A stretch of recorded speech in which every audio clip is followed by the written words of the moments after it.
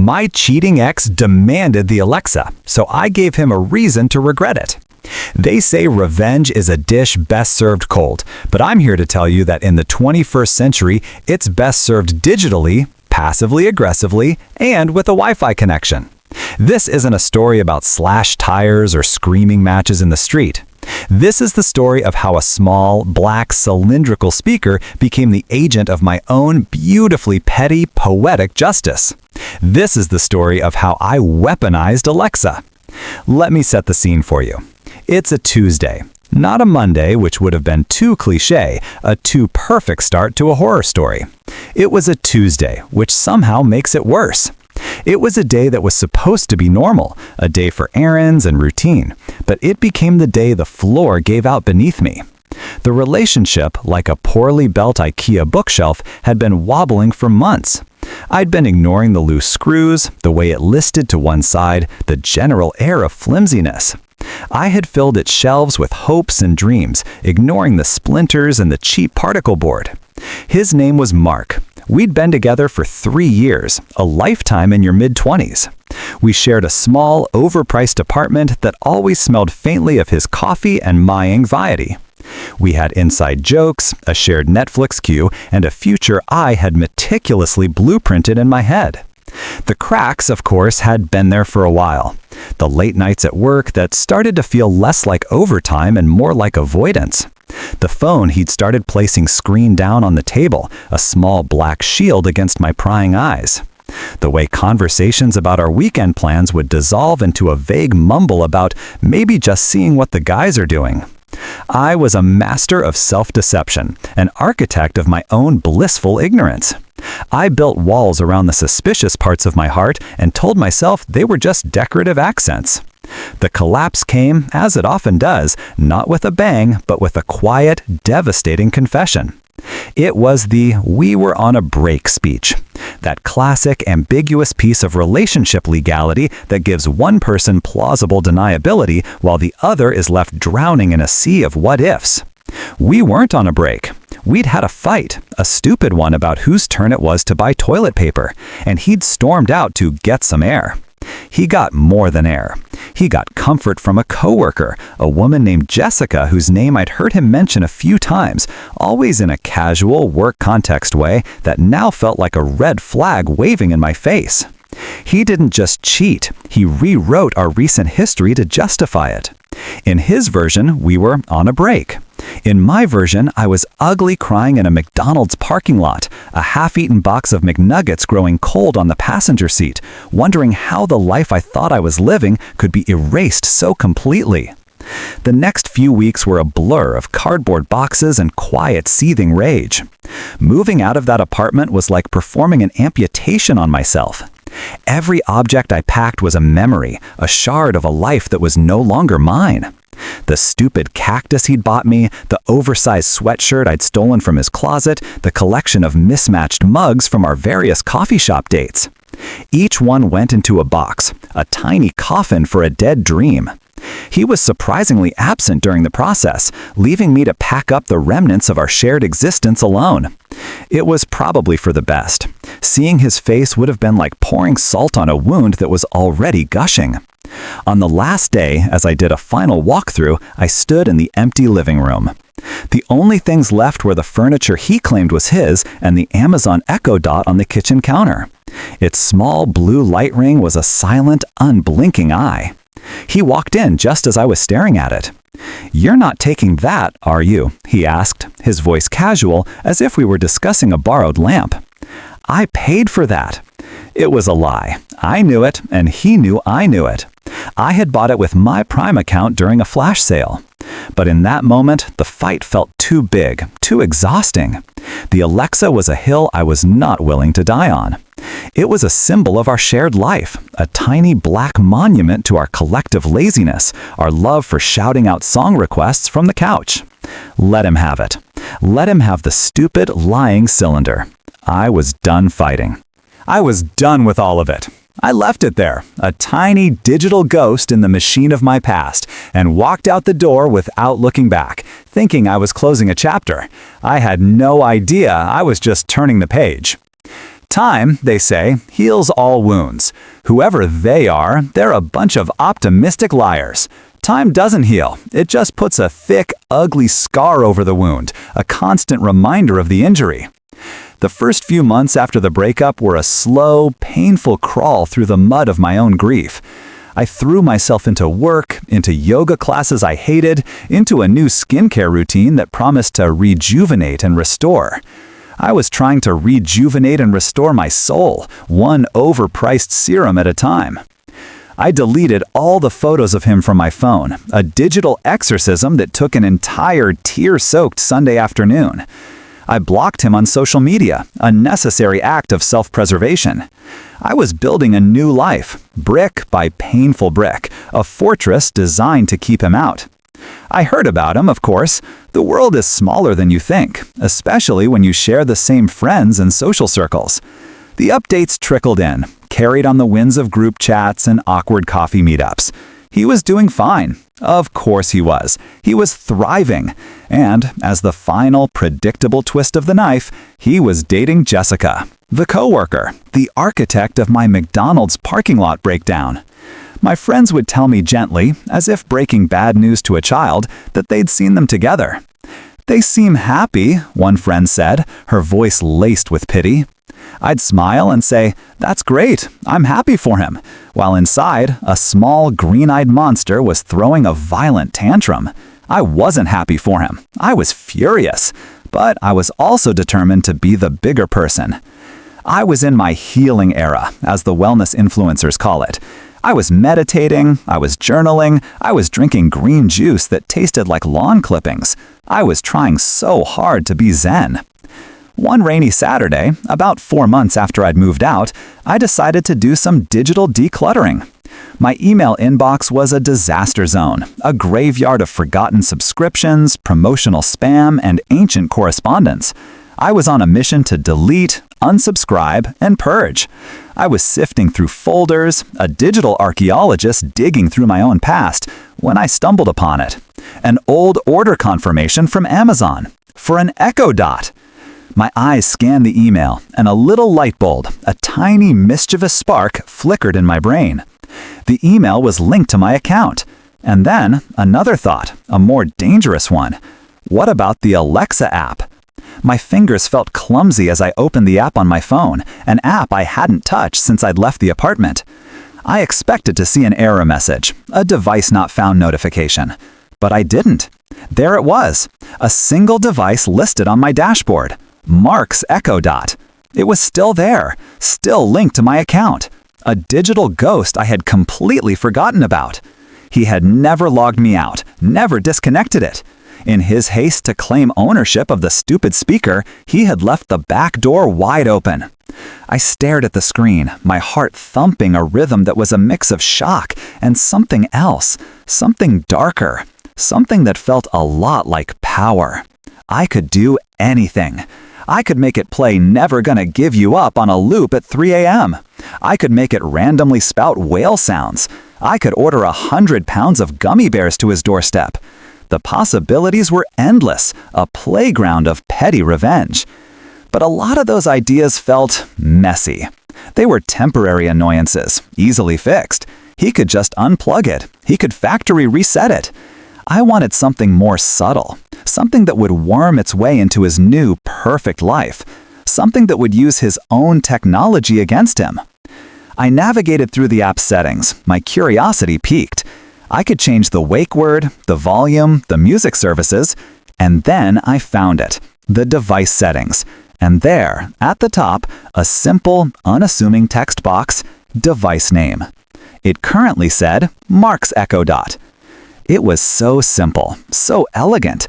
It wasn't a loud, obnoxious prank. It was a landmine, a digital tripwire.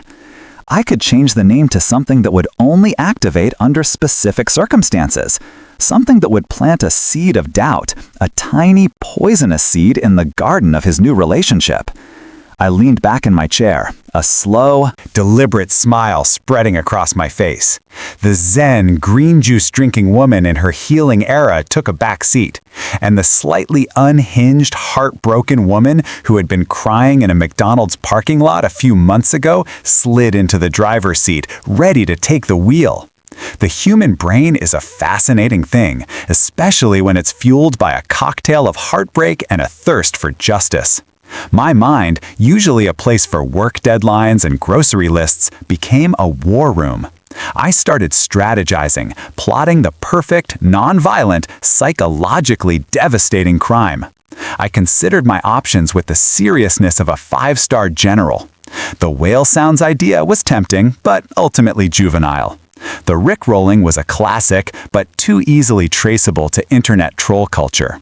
I wanted something personal, something that felt like it was coming from inside the house. The device name was the key. It was a stroke of genius, if I did say so myself. It wasn't an action I would take, it was a trap I would set, and he would spring it himself. I thought about their life together, Mark and Jessica. I imagined them in the apartment I used to live in, the one that still smelled faintly of my old candles. I pictured them cooking dinner together, probably something healthy and organic, unlike the pizza rolls and frozen burritos that sustained Mark and me. I imagined them cuddling on the couch, the one I had picked out, watching a movie. And in the middle of this domestic bliss, there was the Alexa. The Alexa I had bought, the Alexa that was still tethered to my account. How would they use it? What would they say? The wake word was Alexa. That was the trigger. So the device name had to be a response to that trigger. It had to be something that would sound like a misunderstanding, a glitch in the system, but with a devastatingly specific subtext. I brainstormed a list of names in my Notes app, a collection of petty, passive-aggressive gems. Alexa, did he tell you about Jessica? Alexa, ask him who he was texting last night. Alexa, play the song he was listening to when he lied to you. They were all good, but they were a bit too on the nose. They sounded like something a jilted ex would say. I wanted it to sound more like the machine itself was turning on him. I wanted it to be a question, a seed of curiosity planted directly into Jessica's mind. And then it hit me. The perfect phrase. It was simple, direct, and devastating. It was a question that would hang in the air, thick with implication. It was a question that couldn't be ignored. I went back into the Alexa app, my fingers hovering over the keyboard. The cursor blinked in the device name text box, a tiny rhythmic heartbeat. I took a deep breath, the air tasting of sweet, sweet revenge. I typed the words, my keystrokes firm and decisive. Alexa, ask why you cheated on her. I read it back to myself. It was perfect.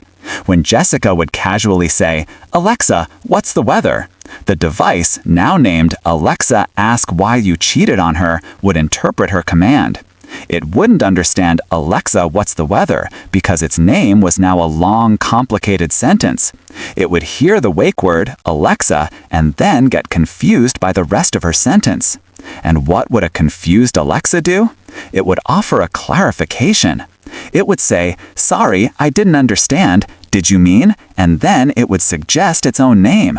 Sorry, I didn't understand. Did you mean? Ask why you cheated on her? It was a masterpiece of digital manipulation. It wasn't me accusing him. It was the technology, the neutral, unbiased smart speaker, posing the question. It was a glitch, a funny little quirk that just so happened to voice the one question that could unravel their entire relationship. It was plausible deniability on my end and maximum paranoia on theirs. I imagine the first time it would happen. They'd be laughing, maybe getting ready for a night out. Alexa, play some love songs, Jessica would say. And then the cold, robotic voice would cut through the warmth of the moment.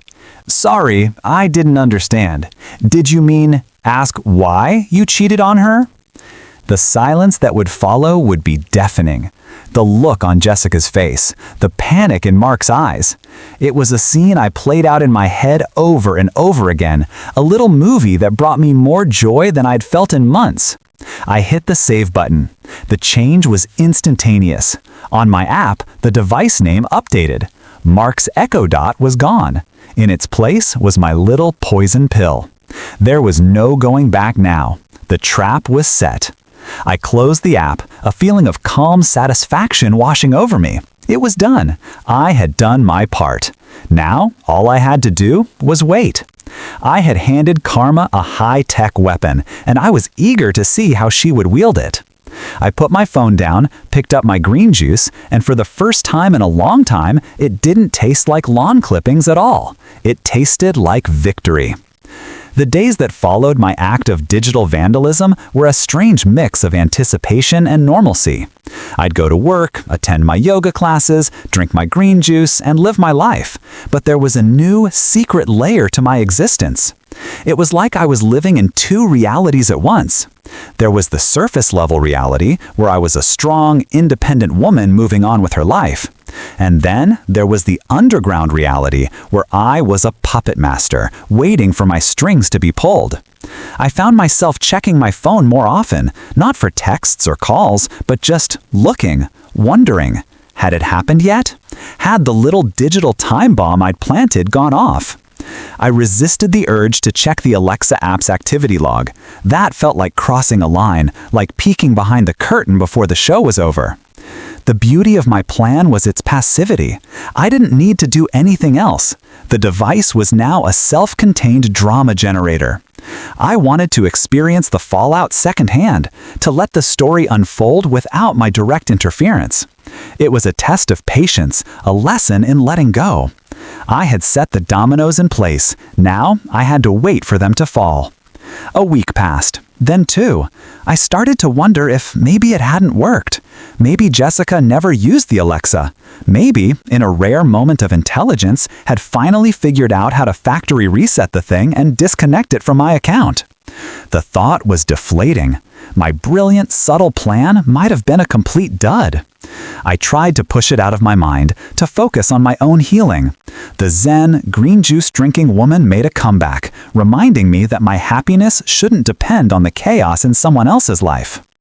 And then I saw it, a crack in the facade of their perfect, happy life. It wasn't a text from Mark. It wasn't a frantic call from a mutual friend. It was something much more subtle, much more modern. It was an Instagram story. Jessica, who I had blocked, had a public profile. One of my friends, bless her gossipy heart, sent me a screenshot. It was a picture of a glass of wine with the caption, "Can't trust anyone these days." It was vague, the kind of post that could mean anything. A bad day at work, a fight with a friend, a slow barista.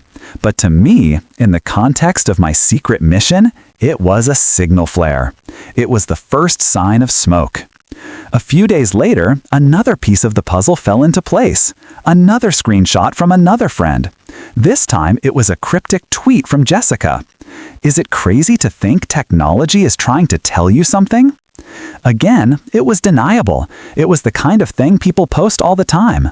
But the timing was too perfect. It was too specific. I could almost hear the conversation that must have led to that tweet. I pictured her and Mark on the couch, the Alexa having just dropped its verbal bomb. Mark trying to laugh it off. "Oh, that's just a weird glitch. The software must be messed up." Jessica not buying it. A glitch that specifically asks why you cheated on her? That's a very specific glitch, Mark. The seed of doubt I had planted was not just growing, it was sprouting thorns.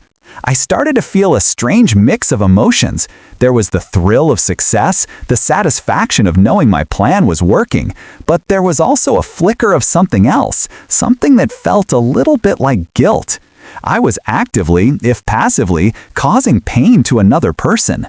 Jessica hadn't done anything to me, not really. She was just the person who had been there when my relationship was already falling apart. But then I'd remember the McDonald's parking lot. I'd remember the feeling of my world collapsing, and the guilt would fade, replaced by a cold, hard sense of justice. This wasn't about Jessica. This was about Mark. This was about accountability. The final piece of evidence came a few days later. A mutual friend, Sarah, called me. We hadn't spoken in a while, and the conversation started with the usual awkward small talk. Then she lowered her voice. "So," she said, "I don't know if you care, but things are a little rocky with Mark and Jessica." I played dumb, my heart starting to pound. "Oh, really? I hadn't heard." Sarah went on. "I was at a happy hour with Jessica last night, and she was a mess. She wouldn't give me all the details, but she said something about his smart speaker being possessed and how it was asking weird questions. She said she feels like she can't trust him and that there are things he's not telling her about his past." Bingo! The ghost in my machine was doing its job. It was haunting him. It was poisoning the well of his new relationship, one robotic, passive-aggressive question at a time. I thanked Sarah for the information, hung up the phone, and allowed myself a moment of pure, unadulterated triumph. The dominoes were not just falling, they were crashing down in a spectacular, satisfying chain reaction. And I knew it was only a matter of time before the final one landed right on my doorstep. The universe, it seems, has a flair for the dramatic. It doesn't always give you the satisfaction you want when you want it, but when it finally delivers, it does so with impeccable timing. It was a Tuesday afternoon, just like the day the whole mess started, a full circle moment I couldn't help but appreciate. I was at my desk, pretending to be engrossed in a spreadsheet when my phone buzzed. It was a text message, not from a friend, not from my mom. It was from a number I had deleted but would never forget. Mark. My heart did a little flip, a jolt of adrenaline mixed with a strange sense of calm. The waiting game was over. The message was short, a masterpiece of understated fury. 2 words. Very funny. I stared at those 2 words, a slow smile spreading across my face. There was no question, no, "Did you do something to my Alexa?" He knew. Of course he knew. There was no other explanation. The possessed smart speaker, the glitch that was a little too specific, the seed of doubt that had grown into a full-blown tree of paranoia in his new relationship, it all led back to me. He had connected the dots. My plan had worked so well that he didn't even need to accuse me. The simple, sarcastic, very funny was a full confession of his own. It was an admission that I had gotten under his skin, that I had infiltrated his life, that I had won. I took a moment to savor the victory. I imagined the scene that must have led to this text. I pictured him, cornered and desperate, finally realizing the source of his problems. Maybe Jessica had given him an ultimatum. Fix your haunted speaker or we're done. Maybe he had spent hours on the phone with Amazon customer service, getting increasingly frustrated as the poor, underpaid technician on the other end tried to explain that their devices were not, in fact, programmed to be passive-aggressive relationship counselors. The mental image of him, red-faced and flustered, trying to explain the situation was more satisfying than any screaming match I could have ever had. Now it was my turn to respond. The ball was in my court. I could have played dumb. I could have replied, "What are you talking about?" and dragged it out, forcing him to spell out his humiliation. But that felt too cruel, too drawn out. My plan had always been about a single, surgical strike, not a prolonged war. I wanted a response that was as cool and as cutting as his very funny. I wanted something that would confirm my victory without giving him the satisfaction of a long, drawn-out conversation. I typed out my reply, my fingers moving with a confidence I hadn't felt in months. I didn't have to think about it. The words came to me as if they were always there, waiting for this exact moment. I didn't gloat. I didn't rub it in. I just asked a simple question, a question that was the final twist of the knife. Guess she found out then. I hit send. The message was delivered. And then, silence. The silence that followed was the most satisfying part of the entire experience. I didn't get an immediate reply. There was no "you're crazy" or "I'm going to sue you." There was nothing. The 3 little dots that indicate someone is typing didn't even appear. My question hung in the digital ether, a rhetorical grenade that had detonated silently on his end. Guess she found out then. It wasn't really a question. It was a statement. It was the final nail in the coffin of his relationship with Jessica. It was me telling him, "I know, and now she knows, and you know that I know that she knows." It was a checkmate. I put my phone down, face down on my desk, and turned my attention back to my spreadsheet. But the numbers and cells were just a blur. My mind was replaying the entire sequence of events, from the discovery of the app link to the final devastating text exchange. It was a perfect, self-contained story of revenge. It was quiet, it was clean, and it was brutally effective. I hadn't had to raise my voice. I hadn't had to see his face. I had just used the tools he had left behind to orchestrate his own downfall. The Alexa, the symbol of our shared, lazy life, had become the instrument of his karma. And I, the girl who cried in a McDonald's parking lot, had become the puppet master, pulling the strings from a distance, a ghost in his machine. The silence from his end of the line was my applause. It was the sound of a door closing, not just on his relationship with Jessica, but on that entire chapter of my life. And it was the sweetest sound I had ever heard. The silence from Mark was, as it turned out, the loudest statement he could have made. Days turned into a week, and still, nothing. No angry follow-up texts, no attempts to call, no passive-aggressive social media posts aimed in my direction. It was as if he had been erased from my digital world as completely as I had tried to erase him from my heart. The lack of response was more satisfying than any argument could have been. It was an admission of defeat. He knew he had been caught, and he knew he had no ground to stand on. Days turned into a week, and still nothing. No angry follow-up texts, no attempts to call, no passive-aggressive social media posts aimed in my direction. It was as if he had been erased from my digital world as completely as I had tried to erase him from my heart. The lack of response was more satisfying than any argument could have been. It was an admission of defeat. He knew he had been caught, and he knew he had no ground to stand on. What was he going to do? Complain that I had used a device he had wrongly claimed as his own to expose his own infidelity? The story would write itself, and he would be the villain. Of course, in a city as small as ours, the story did write itself. The details, as I pieced them together from various, mutually shared sources, were even better than I had imagined. The final confrontation, the one that must have preceded his text to me, was apparently a scene for the ages. It happened, fittingly, in the apartment we used to share. My friend Sarah, who seemed to be my unofficial intelligence operative on the ground, got the story from Jessica's best friend. According to the account, the Alexa incident had been causing tension for weeks. At first, Jessica had tried to laugh it off, just as Mark had hoped. But the device's persistence was unnerving. It wasn't a one-time glitch.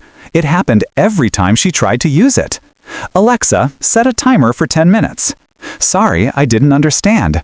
Did you mean ask why you cheated on her? Alexa, what's the capital of Australia? Sorry, I didn't understand. Did you mean ask why you cheated on her?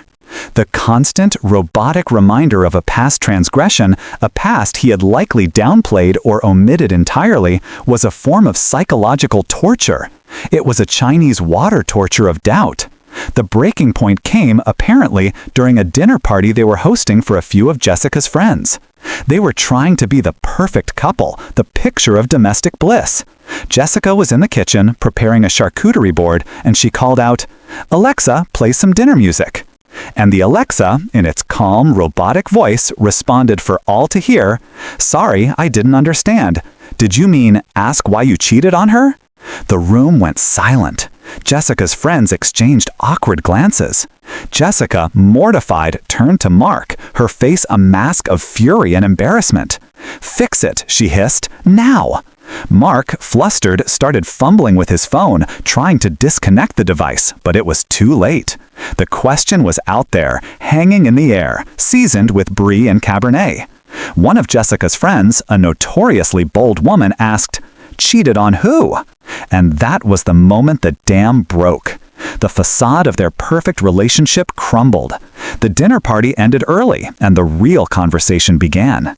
Jessica, armed with weeks of suspicion and a very public, very weird piece of evidence, demanded the truth. And Mark, cornered and out of excuses, had no choice but to confess. Not just to the fact that he had cheated, but to the whole sordid story. The "we were on a break" lie, the way he had seamlessly moved from my life to hers, the sheer unadulterated cowardice of it all. Hearing the story secondhand was like watching the final scene of a movie I had been scripting in my head for months. It was everything I had hoped for and more. It wasn't just about him getting caught, it was about him being exposed. It was about the truth, in all its ugly, messy glory, finally coming to light. The Alexa hadn't just asked a question.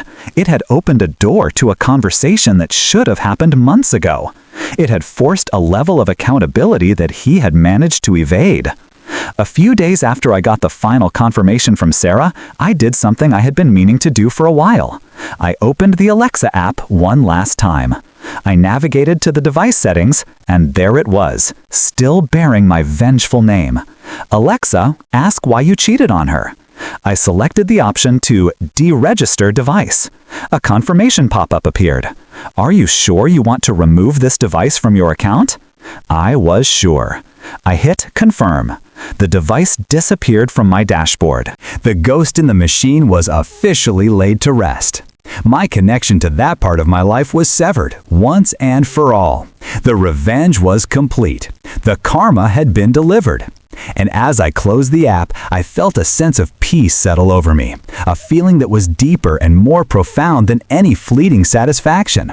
The story was over, and I was finally, truly free. They say that the best revenge is living well. For a long time, I thought that was just something people said to make themselves feel better. But now I understand the truth in it. The Alexa incident wasn't the cure for my broken heart, but it was the catalyst. It was the moment I stopped being a victim and started being the author of my own story.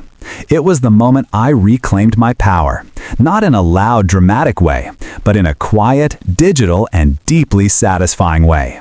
It was the final act of closing a door so that a new one could open. In the months that followed, my life began to change in ways I hadn't expected. The green juice was replaced by coffee. The yoga classes I hated were swapped for kickboxing classes I loved. I redecorated my new apartment, a space that was entirely mine, filled with things I had chosen for myself, with no input from anyone else. I started dating again, not with the desperate hope of finding someone to fill a void, but with the easy confidence of someone who knew she was whole on her own. I met a guy named David who didn't just make me laugh, he made me feel seen. He didn't have a suspicious relationship with his phone, and he thought my story about weaponizing a smart speaker was the most brilliant thing he'd ever heard. The story of the Alexa became a part of my personal lore, a funny, slightly crazy anecdote I'd share with close friends over drinks. It was no longer a source of pain, but a testament to my own resilience and creativity. It was a reminder that even when you feel powerless, you often have more agency than you think. Sometimes the most effective weapons are the ones no one else sees. I ran into Mark once, a few months after the whole thing went down. It was at a grocery store in the cereal aisle, the most mundane of places for such a surreal encounter. He looked smaller, less confident. The cocky swagger he used to have was gone, replaced by a kind of weary caution. We made eye contact for a brief, awkward moment. He gave me a tight, uncomfortable nod and quickly pushed his cart in the other direction. There was no anger in his eyes, just a kind of defeated resignation. I felt a pang of something, not pity, but a strange sense of closure. We were two people who had once shared a life, now strangers in the cereal aisle, and that was okay.